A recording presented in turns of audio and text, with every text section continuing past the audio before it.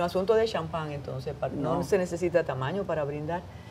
Hay temas serios, hay temas serios. Estamos hablando, Carmen, de seguridad nacional, estamos hablando de cómo las autoridades entienden que un contrato que se firmó antes se ejecutaba o corría de una manera que uno no se explica cómo, pero yo creo que sí ellos tienen la explicación. Funcionaba en coordinación con el Ministerio de Defensa, tenía una visita, dicen ellos, que diaria de la Presidencia de la República, pasaban informes diarios, las fiscalías le pedían información sensitiva, pero dicen que no había contrato que se estuviera ejecutando. Yo no sé si este tal vez es el tema más escandaloso que ha tenido este gobierno en el tiempo que tiene en el poder, pero ciertamente cuando se habla de seguridad nacional y cuando se habla de responsabilidad de la información personal de los ciudadanos y del país, se debería tomar de una forma ligera.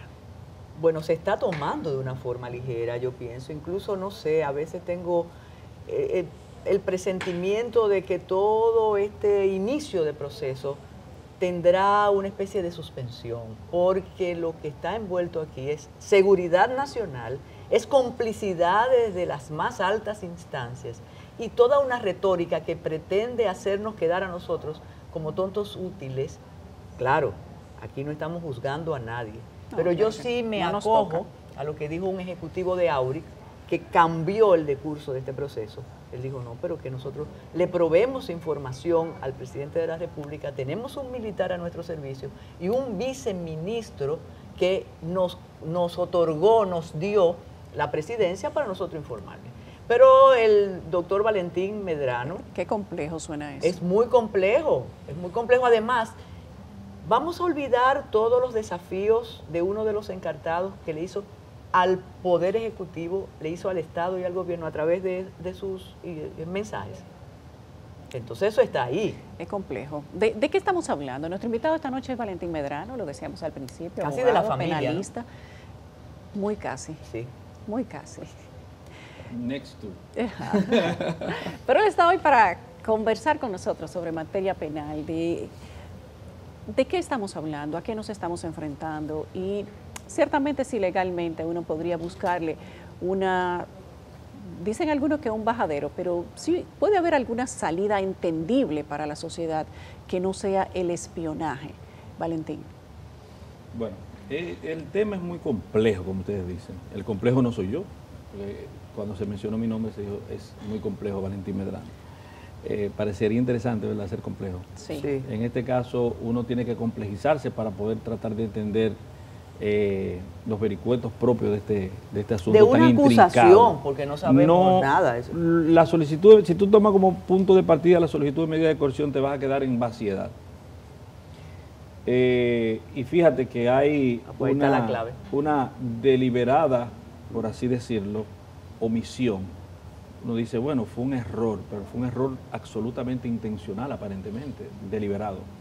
Porque incluso no se incluyen de forma específica en materia de derecho penal o procesal penal. Cuando tú se indica, tú tienes que ser específico en describir la conducta y la subsunción de esa conducta en la norma que ha violado.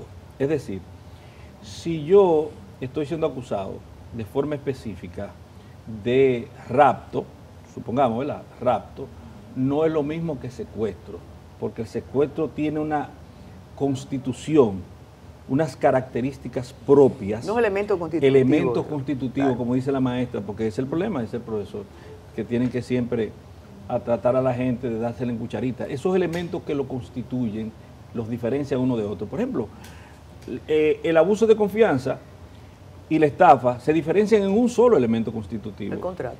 El abuso de confianza, por ejemplo, te entregan voluntariamente. En la estafa te entregan voluntariamente, pero para tú hacerte entregar en la estafa, tú utilizas lo que se llama maniobras fraudulentas, que no están presentes en el abuso de confianza porque es la confianza, tu sola condición, la que te hace depositario de la confianza, valga la redundancia, la persona que te da esos óvulos, te pone en mano esos recursos económicos y entonces tú lo distraes en beneficio propio.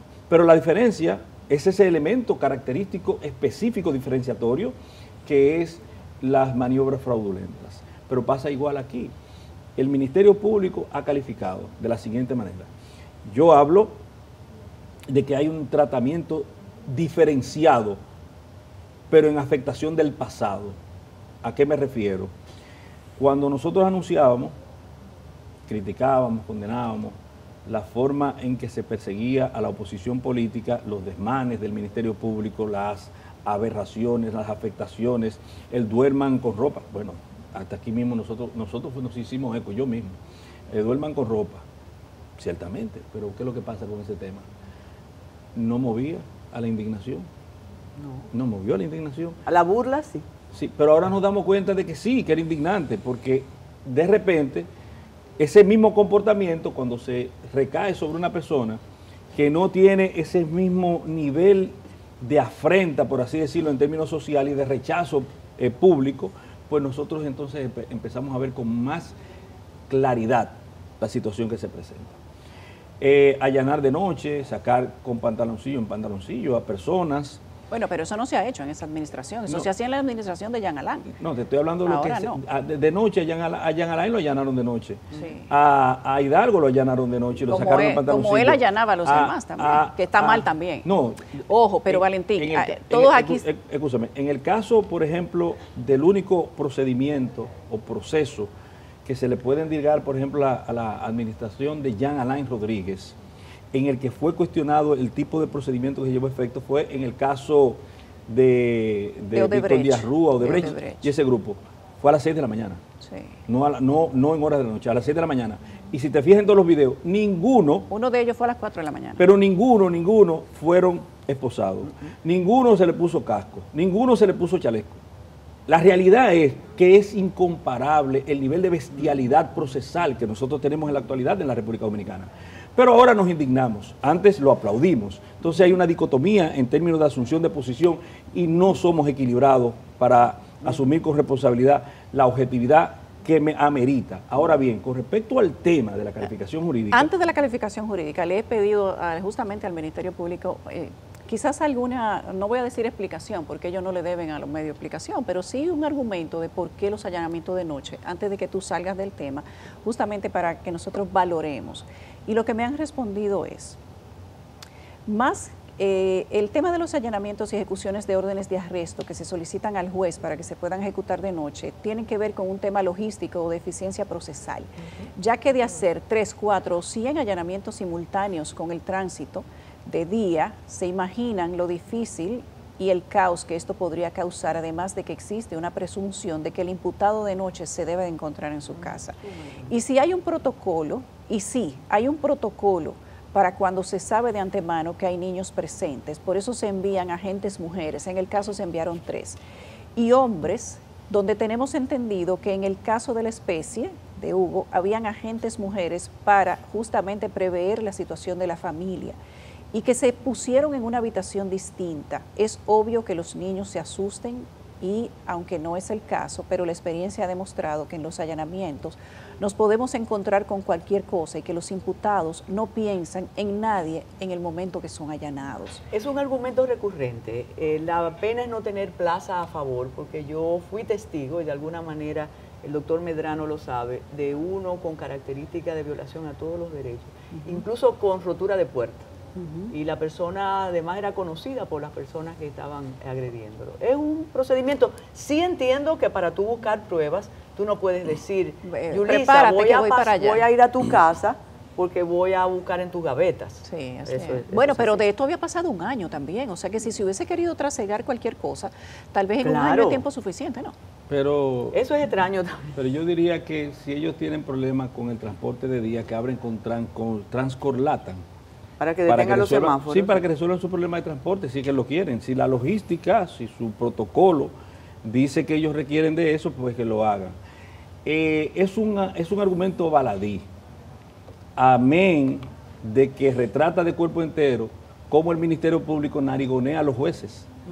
Porque lo que dice el protocolo del Ministerio Público no se le impone al juez.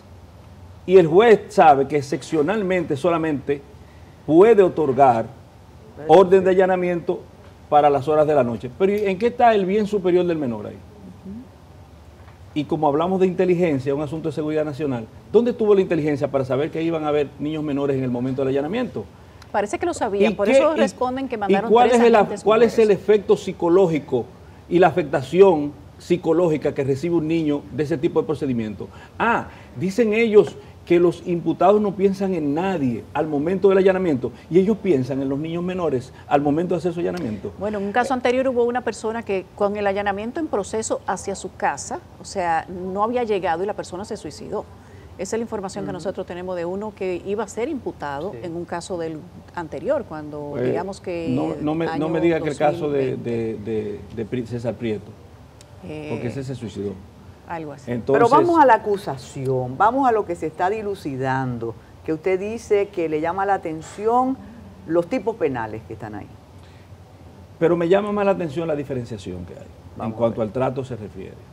En la misma tipificación que se hace, embrionaria, tú lo pasas por el tamiz de todo lo que ha ocurrido con el Ministerio Público, porque el Ministerio Público se desnuda. Digo, la cúpula del Ministerio Público se desnuda y te demuestra a ti que hay un trato diferenciado. Todo dependerá de si tú tienes conexión con este gobierno o no. Si tú eres parte del gobierno, estás siendo investigado por el gobierno, es obvio que te van a tratar de una forma menos arbitraria que lo que ocurrió con el pasado. Y fíjate que tú te buscas la redacción de la solicitud de medida de coerción del Ministerio Público en el pasado y lo primero que salía 14 veces al menos en cada una de las medidas de coerción el nombre del expresidente Danilo Medina. 14 veces. Aquí yo no vi el nombre del presidente de la República, porque parece que todo es diferente, todo es absolutamente diferente. Pero empecemos por ver la calificación. Se supone que este es un acto de violación a disposiciones punibles que retratan supuestamente, según el prontuario delictivo puesto a cargo de esta persona por el Ministerio Público, actos de corrupción. Lo mismo ocurre con los actos de corrupción del pasado. Por eso voy a permitirme pasarlo siempre por el tamiz de la ocurrencia, el mismo Ministerio Público, la misma composición y actuaciones diferentes. Empecemos por las diferencias. Primero, las órdenes de allanamiento y arresto no la da la misma jueza que la dio antes. Todas las órdenes de allanamiento del pasado la dio la misma jueza. Segundo, el proceso, la medida de coerción no está siendo conocida también por la misma jueza que otorgó todas las órdenes de arresto. Pues no habrá 18 meses entonces. Esperemos que no, esperemos que no. Si te fijas, la calificación jurídica. Mira, a un barrendero que agarraron, supongamos, ¿verdad?, en el proceso, en cualquiera de los procesos anteriores, un primer teniente, para ponerte el caso Coral, o una persona que era asistente administrativa en el caso Medusa, o una persona que tenía un puesto 13º en el caso Antipulpo, a todos los calificaron por violación de la ley de lavado de activos, 155-17. Aquí no hay ley de lavado de activos calificada. En este caso. No hay inmovilización de bienes. Yo pensaba que con Hugo era así. No hay absolutamente nada de eso, usted lo puede buscar. Exacto. Está ahí en la solicitud de medida de coerción. Entonces, en la calificación del artículo 405, que es la estafa, pero cuyo párrafo específicamente es el que define la estafa en contra del Estado, el párrafo no está incluido. Es decir, que se queda en la proscripción de 6 meses a 2 años. ¿Será correccional todo esto entonces? Totalmente correccional. Y por vía de consecuencia te cae la asociación de malhechores. Entonces, la calificación dada por el Ministerio Público, un error, nosotros entendemos, voluntario. Un error voluntario. Para la tenencia de armas, en el caso de Gómez, eso es otra cosa. ¿Por qué las autoridades cometerían errores voluntarios si son personas con una pericia importante? Se ha demostrado en casos anteriores. Porque eso te retrata de cuerpo entero la realidad que nosotros hemos venido diciendo desde el principio, que aquí a nadie meten preso si tiene cierto nivel sin la anuencia del presidente de la República. Eso se despacha desde ahí. Y se despacha porque el artículo 170... ¿Con el Ministerio Público Independiente? Que eso es una creación de una retórica tendente a conseguir psicológicamente un respaldo por parte de la población que se manifestó en las elecciones próximo pasadas. Eso es una retórica, eso es un discurso.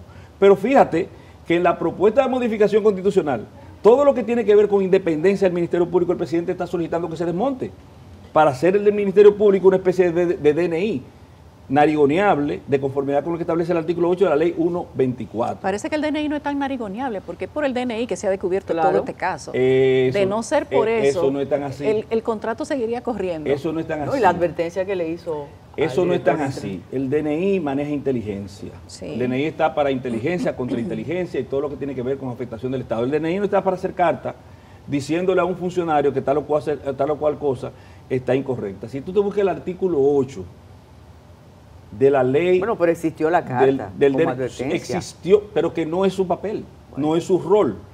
Y recuérdese, honorable magistrada excelsa y cara siempre, maestra de Derecho, que... Omita los piropos. Que omito el piropo. Sí. Lo retiro todo para decir lo siguiente.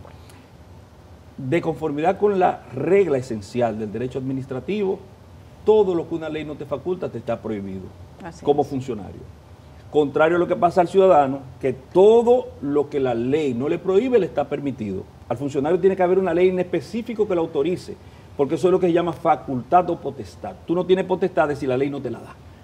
Entonces, veamos el tema a grosso modo.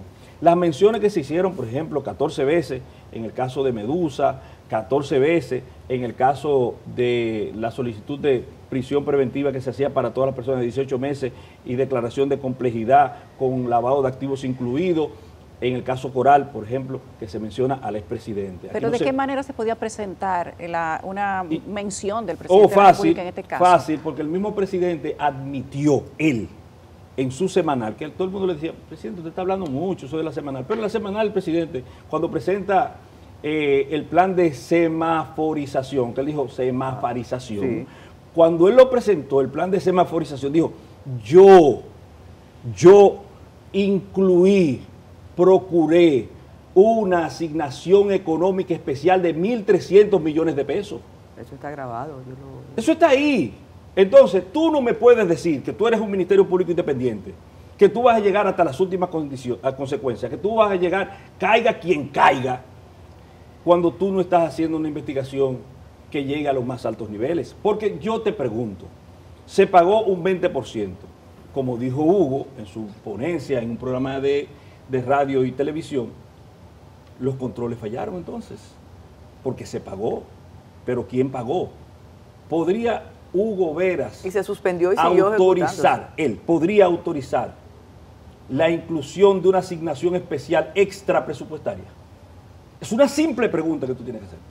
¿Puede Hugo Veras, como funcionario del Intran, director del Intran, o cualquier funcionario que sea director, o cualquier funcionario que sea ministro, ordenar el pago de una asignación especial? ¿Quién tiene autoridad para hacer eso? Valentín, pero la autorización... Y ese no es Danilo Medina, excusa. ¿Tú sabes por qué? Porque se mencionó 20.000 veces y a mí me indigna, y me excusa, yo no soy danilista ni peledeísta, nada por esto, pero a mí me indigna la diferenciación que se hace, esa diferencia, ese acto volitivo de sumisión, de afectación. Porque está bien, desde el punto de vista publicitario tú lo usaste para dañar, para ajar, para mancillar. Pero ¿y ahora qué? ¿Ahora qué?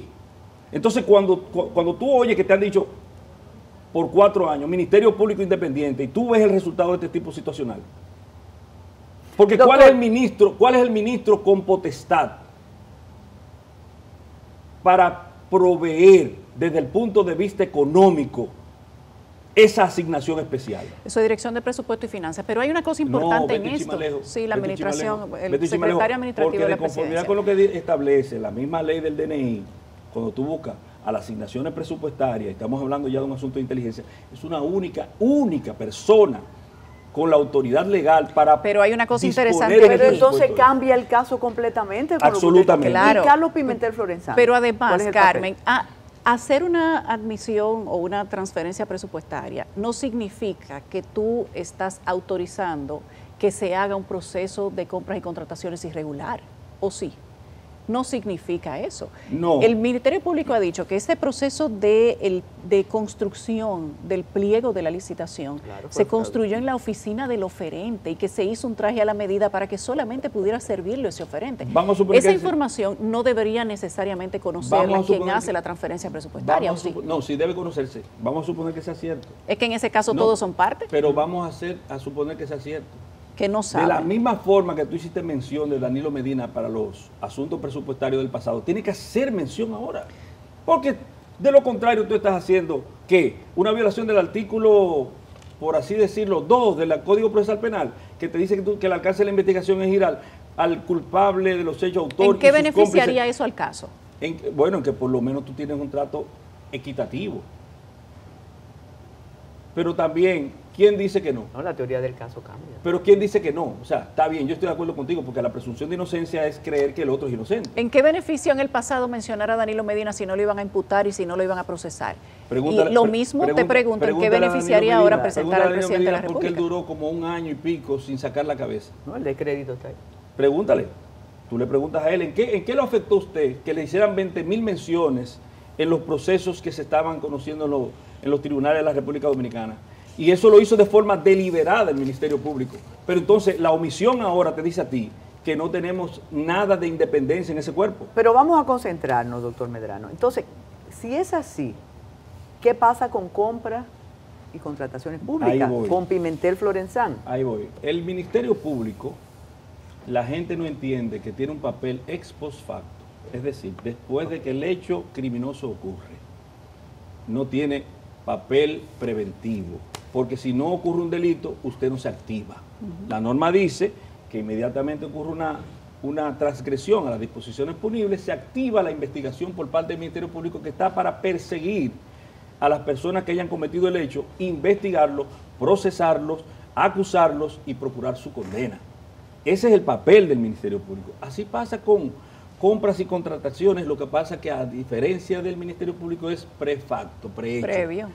Es decir, puede este señor que ha buscado protagonismo en este tema eludir su responsabilidad de como control haber sido un fracaso, porque lo tuyo es previo a. Pero compras y contrataciones no es quien detiene el contrato. Pero el Valentín lo va a decir después de la pausa. Y quien le hace la advertencia al Intran de decirle, el pliego es incorrecto. Después de la licitación es incorrecta. No, después de cometido el presunto hecho. Después de la pausa.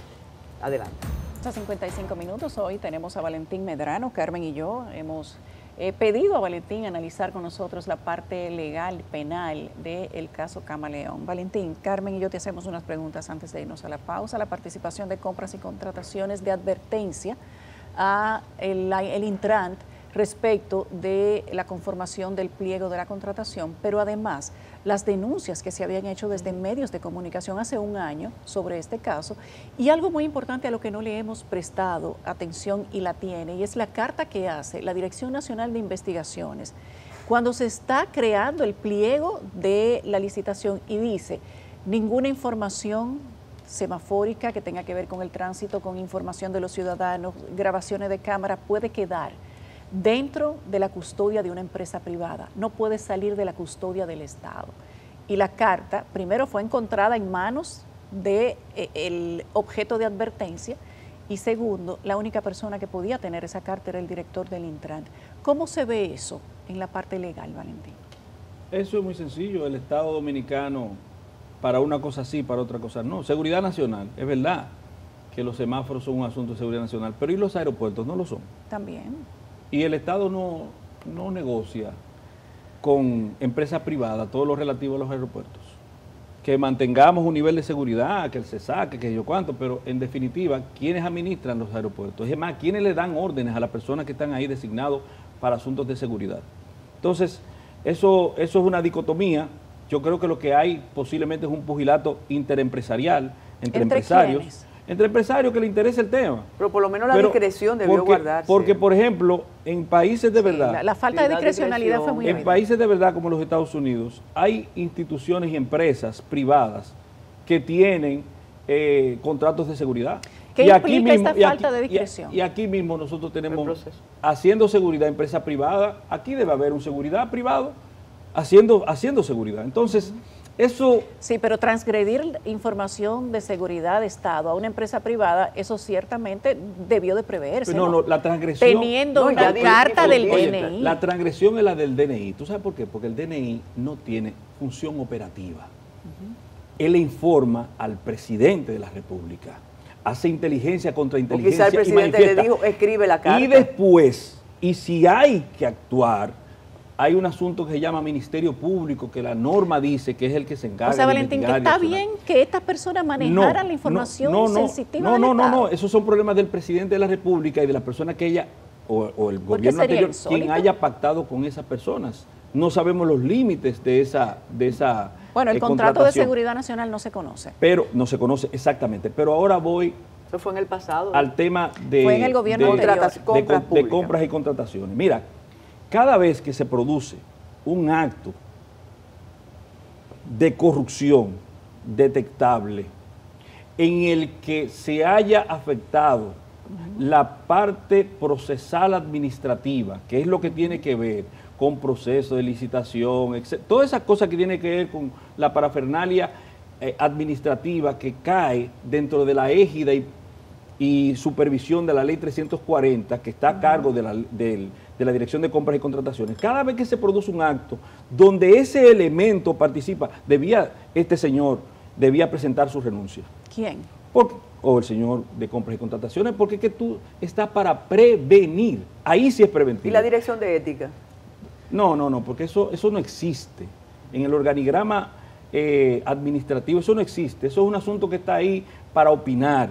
Esos son opinólogos, que además también cuando se trata de la oposición dicen actos de corrupción y cuando se trata de su gobierno dicen que son errores subsanables. Subsanables. Entonces, es un asunto protocolar, eso no existe desde el punto de vista formal administrativo. Ahora, Valentín, si tú eres el encargado de que no se compre, de que no se licite incorrectamente y tú has sido notificado para ser veedor, no solamente que es tu obligación, sino que también te pusieron en conocimiento de eso previo a. Entonces tú sales con el protagonismo después del golpe dado, escúcheme la expresión, de que, yo dije, yo opiné. Espérate. Pero ¿y la responsabilidad de la institución dónde queda en esta parte? No, pero espérate, de la institución que convoca, que crea el pliego de condiciones, que hace el pliego de condiciones en la oficina del oferente, en el que nadie más puede participar porque las condiciones son muy específicas. Ustedes saben que la Comisión de Ética del Gobierno, la Dirección de Ética, y la Dirección de Compras y Contrataciones fueron notificadas para darle seguimiento a ese proceso de compras y contrataciones. Ustedes lo saben, ¿verdad?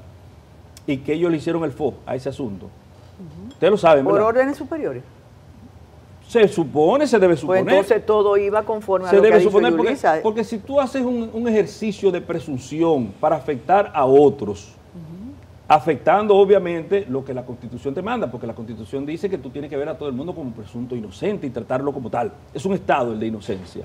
Pero tú como Ministerio Público te despoja de ese velo proscriptivo establecido en la Constitución de la República. Tú tienes que hacerlo con todo, porque de lo contrario tú violas el artículo 39 de la Constitución, que dice que todos somos iguales ante la ley, los artículos 11 y 12 del Código Procesal Penal, que te dice igualdad de armas en el proceso, igualdad de todos ante la norma. ¿Ha sido un error iniciar este proceso? Claro, es un error. ¿Político? Es un error porque se lleva a muchísima gente. Si no se lo lleva en el proceso porque el Ministerio Público lo amañe, quedará siempre la duda de quién participó. Porque usted ahora mismo se está cuestionando, se tiene que estar preguntando, ¿quién asignó esos recursos y por qué especialmente? ¿Cuál era la prisa? Bueno, la que tiene la reforma a la Constitución, esa es una prisa. Aquí nosotros le decimos al tema de el espionaje y transcorlatán, nosotros le decimos el secreto de lo obvio. Pero si tú me permites, yo quiero creer que este proceso se adelantó, porque si tú buscas la fecha de la solicitud de arresto, de orden de arresto, hace 2 semanas. El mismo día que Hugo Vera participó en un programa. ¿Fue casualidad? No es casualidad. Son de una semana antes del programa. No, del mismo día, del día 1 de octubre. Entonces, si tú te pones a ver eso y tú lo pasas por el tamiz en términos de línea del tiempo, cronológico, que el presidente iba a convocar una modificación constitucional a la vez de de una reforma fiscal que tiene a la gente acogotada, afectada, dañada, ajada, que la gente está sintiéndose estafado. Tú dices, pero espérate, esto podría ser una cortina de humo para que evadir la atención a los problemas que está planteando el gobierno con su reforma. Pero algo que debe ser trascendental en una sociedad como es la reforma a la Constitución está pasando como un desfile de carnaval, una carroza. Una chercha, sí. Un relajo. Sí, sí. Un relajo. Porque esta gente, y me excusan, con el debido respeto, no lo hago de forma despectiva, ha relajado todo. Aquí todo se ha relajado. ¿Cómo puede ser que un asunto tan solemne, tan significativo para una nación como es la modificación de la Constitución de la República, que es la regla general, la ley de leyes, la ley suprema de una nación, que nos definen todo, se esté tomando de la forma, se esté llevando de la forma en que se está llevando? Es una chercha lo que hay ahí. Usted vio que suspendió el presidente de la Cámara de Diputados, le dijo a los asambleístas, espérense un momentico que voy a recibir el proyecto del Ministerio de Hacienda. Suspendió la Asamblea Revisora, eso es para los anales de la historia. Y la propuesta de que el Poder Ejecutivo pueda designar por decreto funcionarios selectivos, refiriéndose al tema de la Alcaldía de La Vega. Valentín, ¿qué se puede deducir de esto? Nosotros previamente habíamos dicho en otro espacio aquí mismo de CDN que cuando se abre digamos que ese gran foro de la Asamblea Nacional, cualquier cosa puede suceder porque ahí hay una soberanía total, inclusive de presentar mociones que no están en el documento que le da origen a la apertura de la Asamblea Nacional. Y eso fue lo que se dio durante el día de ayer, cuando se presentó esta moción que parece que creó ronchas, creó múltiples molestias entre algunos asambleístas mismos del partido de gobierno, donde se dijo que el presidente debía tener la potestad de presentar decretos a posiciones electivas, cuando ya hasta el expresidente del Tribunal Constitucional ha hablado al respecto, donde la Junta Central Electoral digamos que se ha pronunciado al respecto. ¿A qué sabe esto legalmente, Valentín?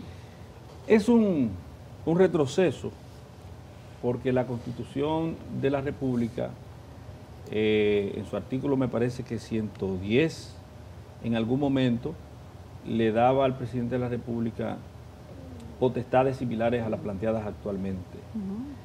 Es un error, porque estamos hablando, primero, de un cogobierno de la ciudad, segundo, de funciones que se ganan por el voto popular. Tú no puedes subrogar al presidente en la condición de pueblo, en la condición de masa electoral, en la condición de sentir electoral, del manifiesto en el ánfora de votaciones. Sí, el presidente fue el que creó el lío con designar a este ciudadano como ministro de deportes. Él creó el lío, pero después entonces su partido... pero el ciudadano lo aceptó también. Pero después su partido... No hay quien compre si no venden. Pero después su partido hizo lo peor, porque entendiendo que era un asunto en el que ellos tenían niveles de gananciales que no podían cedérselo a un partido de la oposición, tú lo podrás decir como tú quieras, la cartita esta que mandó la vicealcaldesa deja más que desear que las cosas que dijo, y deja más de entrever. Entonces la hacen renunciar para crear este limbo jurídico, esta afectación. Lo cierto es que la única solución es volver a las urnas. ¿Por qué? Porque la gente no votó por el PRM. Quien estaba en la cara de diferentes partidos políticos era el actual ministro de Deportes. Votaron por la dupla, ministro y la señora que la acompañaba como vicealcaldesa. El ministro como alcalde, el actual ministro como alcalde y ella como vicealcaldesa. No votaron por una persona que designa el presidente de la República. No, ni le dieron al presidente autorización para que él los represente, porque esto no es una democracia representativa. Esto no lo es en ese sentido. En el sentido de que podamos nosotros darle al presidente de la República potestad para que él a nosotros nos diga cuál fue la voluntad expresa en el ánfora de votaciones. Eso no es interpretativo, eso tiene números ahí. Pero nadie ha protestado, doctor Medrano, todos están conformes. Porque la sociedad dominicana está conforme con todo. Es que la sociedad al menos los grupos sociales que antes normalmente ripostaban alguna cosa, en este momento parecieran estar tranquilos. Bueno, lo que pasa es que... la oposición ni te cuento. La cosa cambia. La oposición casi no existe. No existe. Y cuando existe, tú lo ves con ciertos niveles de complicidad. Una complicidad que no solamente asquea, sino que es peligrosa y duele. Pero el mesiánico presidente de la República con visos dictatoriales. ¿Usted no le está faltando el respeto al presidente de la República, Valentín? No, el presidente se la ha creído la vaina, escúchame la expresión. Él se la ha creído. Y él entiende que él es la última Coca-Cola del desierto. Porque tú oyes eso de que el legado del presidente, de su oficina sale eso, legado. Pero eso no es ególatra. Los legados no son así. O sea, tú no te planificas para tener un legado. Resulta del esfuerzo denodado que tú haces en conseguir objetivos nobles para la generalidad de la gente. Pero no debería cada presidente dejar un legado positivo en su país. Pero debía ser... Eso debe ser un plan. Claro que sí. No, un plan no. Claro que un plan sí, no. El plan es hacer la cosa bien. Se supone que por donde tú pasas dejar todo mejor. El plan es hacer la cosa bien. Por ejemplo, si tú ves la parafernalia desde el punto de vista comunicacional que aparece en todos los medios de comunicación, diciendo, mira, el presidente le puso un candado a la Constitución. Señor, eso es mentira. Eso es falso. ¿Por qué es mentira? Porque la Constitución, que ahora se está modificando, te decía que él solamente tenía que entregar el 28 y ya. Claro. Y ya no ha hecho nada. No ha puesto nada. El candado es cumplir con la Constitución. Pero Mauricio es bueno, exacto. Mauricio es bueno. El candado es simplemente cumplir con la Constitución, no modificar la Constitución. Tú juraste por una Constitución. No sé si tú me entiendes por dónde voy. Pero lo otro, te han dicho a ti, y yo no sé si ustedes están de acuerdo con eso, que esta modernización fiscal es un asunto que viene dado desde los cielos, que eso es el maná de los cielos, que eso es buenísimo, que nosotros nos sacrifiquemos por el boato de los grandes ricos de la República Dominicana y el dispendio del gobierno, está bien. Por la transformación del país, la transformación. Doctor. Óyeme, ¿No crees? Tú ves gente que no sabe que se lo va a llevar el mismísimo Lucifer defendiendo eso porque simplemente es un asunto de líneas comunicacionales. ¿A qué te refieres?